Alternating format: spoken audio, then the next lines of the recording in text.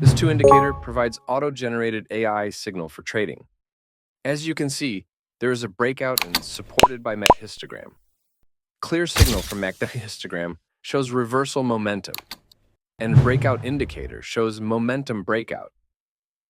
In this video, we are going to use both of these two.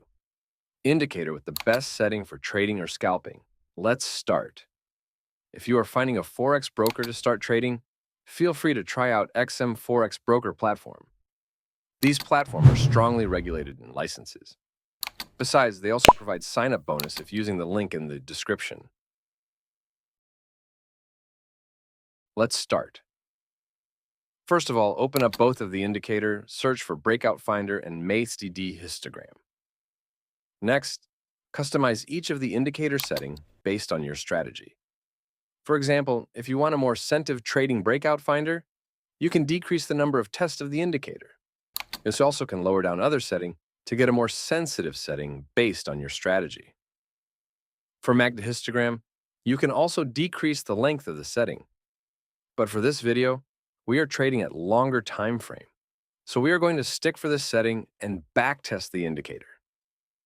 Let's try out. First, in the chart, you can see a blue bullish breakout signal are formed in the chart, and also at MT histogram shows reversal momentum. When both of these two indicators shows bullish trend, we can start to plan our trade strategy based on the signal. First, open out risk-reward ratio projection. Set the cut loss and take profit area based on previous support and resistance. As you can see when we planned out, the risk-reward ration is more than 1.